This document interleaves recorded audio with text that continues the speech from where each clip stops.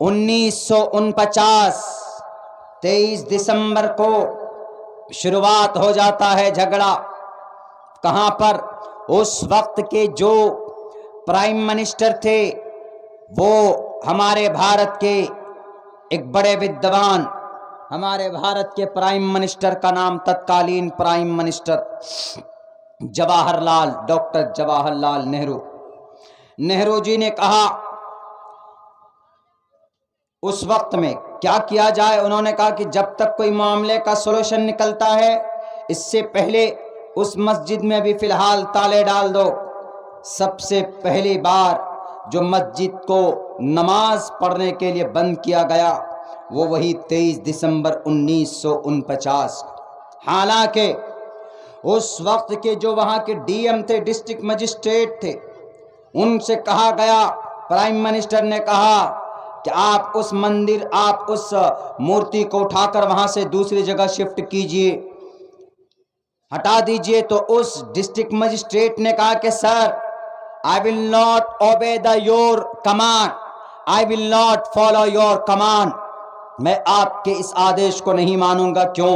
Law and order کو بہت زیادہ خطرہ ہو سکتا، دنگے فسادات بھڑک سکتے۔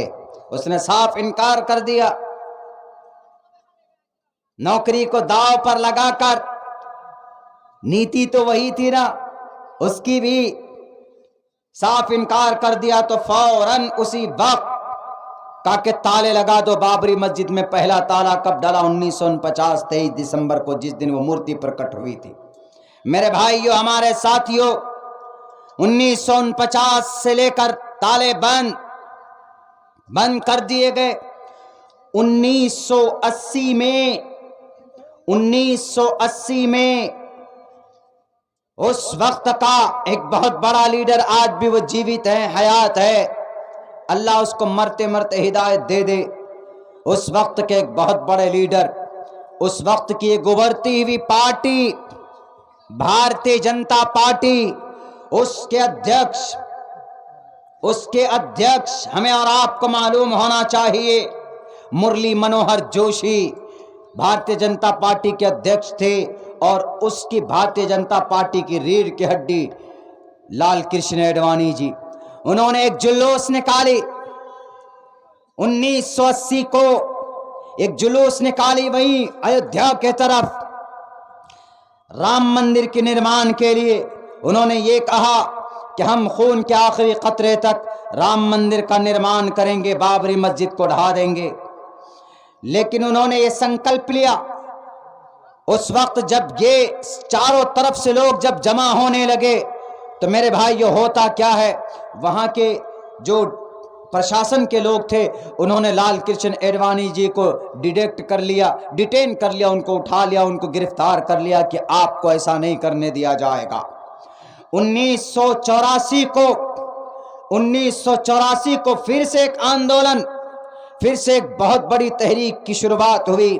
1984 کو فیض آباد کے کورٹ میں ایک درخواست دیا جاتا ہے کہ بابری مسجد کو کھولا جائے اور یہ ہندوؤں کو پوجا کی اجازت دی جائے۔ وہاں پر بابری مسجد توڑ کر ہم مندر کی نرمان کا مندر کو دوبارہ بنانا چاہتے ہیں، ہمیں یہ اجازت دی جائے۔ تو اس وقت کے فیض آباد کے اس کورٹ کے جو جج تھے انہوں نے 5 گھنٹے کے سنوائی کے بعد صاف خارج کر دیا، منع کر دیا کہ ایسا کبھی نہیں ہوگا، اس لیے کہ ماہر ارضیات، ماہر آثار زمین، جو زمین کو دیکھ کر پہچان جاتے ہیں کہ کیا تاریخ ہے اس زمین کی، یہاں پر کیا کیا ہے، انہوں نے سب نے یہ پروف کر دیا تھا کہ یہاں پر کوئی مندر توڑ کر مسجد نہیں بنائی گئی۔ لیکن 1986 کو پھر جب وہی یاچکا، اسی ریٹ پیٹیشن، اس پر کارروائی ہوتی ہے، ایک دوسرے جج نے، فیض آباد کے ایک جج نے یہ آرڈر کر دیا کہ بابری مسجد کے تالے کھولے جائے اور ہندوؤں کو اس میں پوجا پرارتھنا کی اجازت دی جائے۔ 1986 کو مسجد کا تالا کھولا جاتا ہے۔ اس کے بعد ایک ہی منشا اور ایک ہی مشن، کن کی؟ विश्व हिंद परिषद की शिवसेना, बाल ठाकरे साहब महाराष्ट्र के, मुंबई के, वो कहते हैं ना कि उनके हाथ पैर नाक कान सब शामिल थे बाबरी मस्जिद को शहीद करने में, शरीक हुए।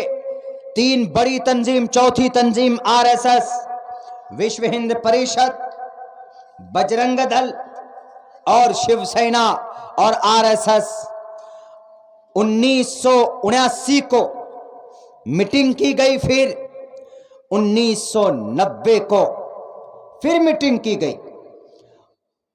जब इससे पहले 2-3 प्रोटेस्ट हुए, एहतजाज हुआ कि हम बाबरी मस्जिद को तोड़कर मंदिर बनाएंगे, कम्युनल माइंड बनाया गया। ये लाल कृष्ण एडवाणी जी, मुरली मनोहर जोशी और उमा भारती, आज भी ये लोग जिंदा हैं, जीवित है। इन्होंने धर्म के नाम पर, वही राम मंदिर और बाबरी मस्जिद के नाम पर सारे लोगों के दिलों के अंदर में नफरत पैदा कर दी उत्तर प्रदेश में। और उत्तर प्रदेश में 1991 को इलेक्शन होता तो 1991 को यही राम मंदिर के मुद्दे को उठाकर पहली बार बीजेपी वहां पर सत्ता में आ जाती, भारतीय जनता पार्टी वजूद में आकर, और वहां उनकी गवर्नमेंट बन जाती। और गवर्नमेंट बनते ही उत्तर प्रदेश के सीएम कौन बनते? उत्तर प्रदेश के सीएम बनते हैं इनके माइंड और इनके मिजाज के मुताबिक कल्याण सिंह उत्तर प्रदेश के सीएम बना दिए जाते 1991 को। और 1991 से लेकर जब 6 दिसंबर 1992 की तारीख होती है तो 6 दिसंबर की सुबह 6 बजे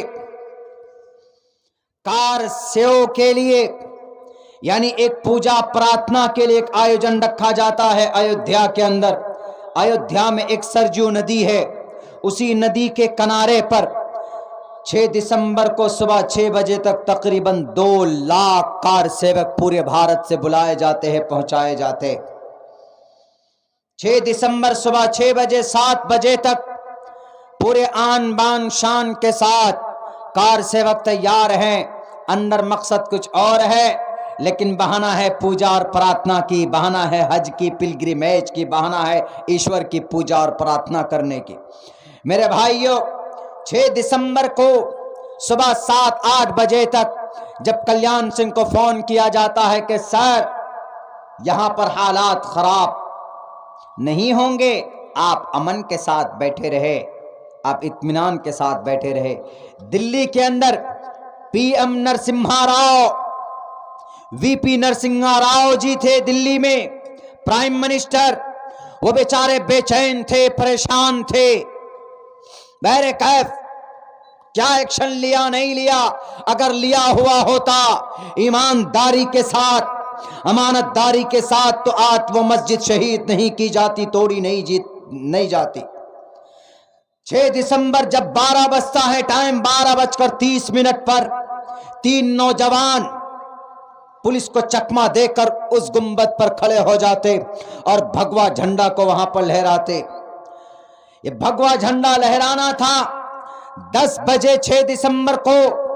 यही कल्याण सिंह और लाल कृष्ण एडवाणी और उमा भारती, ये लोग कहने वाले कि कुछ भी हो जाए हम इस मस्जिद को तोड़कर डेमोलिश करके यहां पर हम भव्य राम मंदिर का निर्माण करेंगे।